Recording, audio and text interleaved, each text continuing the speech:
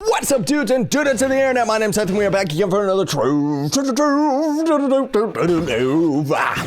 Hi, how y'all doing? I hope you're doing fantastically wonderful. Today is going to be a bit more of an instructional talk about some very cool stuff today. And then I will, of course, have a tutorial video about all of these things a little bit more in detail later. So first and foremost, you've probably already checked this out. I'm going to try and eventually get this running in most of the clubs. But for right now, I'm just putting it in Team Pixel. And I actually got this idea from Team Pixel 3, the club that I created and I'm not really a part of anymore. That one kind of took off. Team Pixel 2 and 4 didn't really go anywhere, unfortunately. I promoted the wrong people to officer because they all ended up quitting. But before we get into that, for today's prize, we're going to be giving away the Ladybug wings, which are out of rotation, so they're kind of a collector's item, and 3 Skyjack sarcophagus. Mario, and Luigi Mario. So if you want to win either of them, you're going to have to duke in the like button, be subscribed to the channel, leave a comment in the comment section down below with your username. Scarlet the Spider will let you know you've won, and for those that didn't win, you'll be able to see a new comment by her saying who the winner was. So anyway, bloop, look at this. This is our portal hub. I will explain, of course, a little bit more in detail in a tutorial how this all works, but essentially this is a very nifty idea. So we've got the Lunar Dojo right here, and what's this? We go into it. Here's the Lunar Dojo. We go into the portal again. Whoa! Most everybody already sees what we've done here.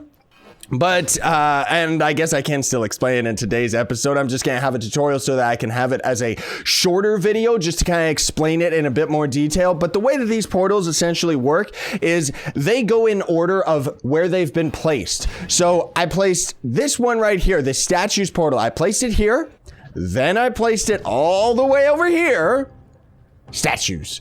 And then I placed it right up there. So you drop back down into the center, right? Yeah. So up here is the return portals. And I personally think it's a good idea to mark all of these down in case something ends up going wrong. You gotta rip one of the portals out. And it's actually a very easy fix in case like something ends up going wrong, because then you just have to remove all the portals within this rotation. Like if we wanted to fix Candy Town, we would have to get rid of this one, and that one, and then we just place them back in order once again, and then the problem is resolved, right? So it's very, very cool, very like easily accessible, easily lets you get around the club. I think this is a much better way of organizing all of this because unfortunately the game doesn't have any means to like, you know, it doesn't have any way of actually like setting up different keys for each of the portals. So yeah, but we've got it, like I set the red portals up to go to the PvP stuff. Now, the reason I have the signs on the side here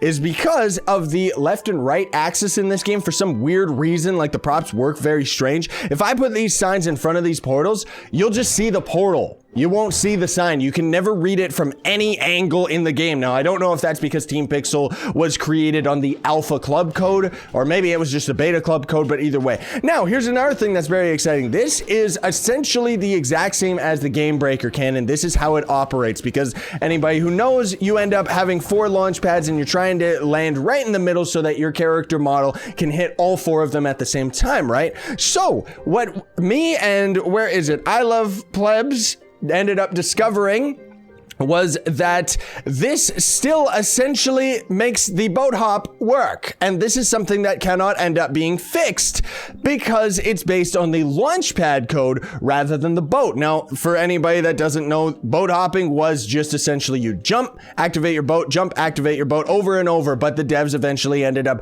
nerfing the momentum that you actually get from the boat while you're doing the boat hop. So needless to say, you used to go super duper fast when you did it, then they got rid of it. But if you end up hitting a launch pad, that is actually setting your character's momentum, and then the boat hop just continues that momentum rather than it actually being drained down, right? So if we can land on all 4 of them, then we can essentially boat hop our way to freedom. Now, this is not exactly the boat hop.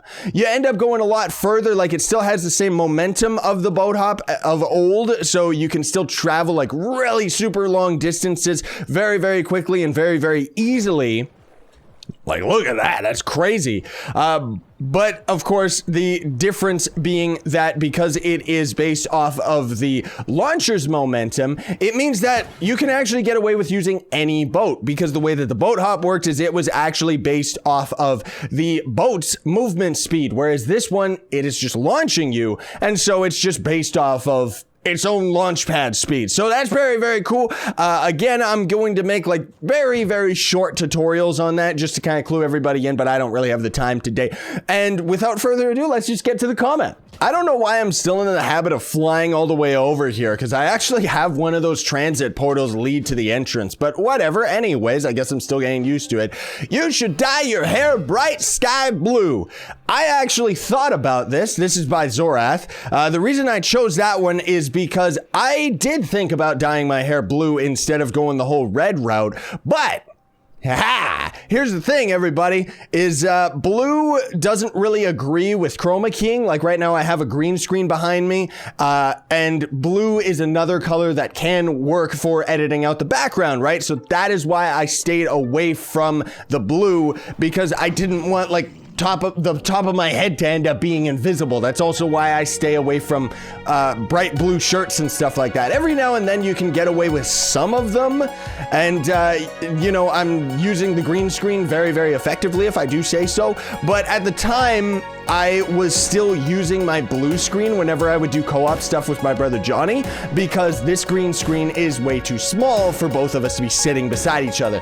Anyways, that's it for today, everybody. So thank you all so much for watching. I very much appreciate it. Hope you have a fantastic day. Do not forget to Hadouken the like button, share, favorite, and subscribe to join Team Pixel Sado, and stay epic, everybody. Believe in yourself.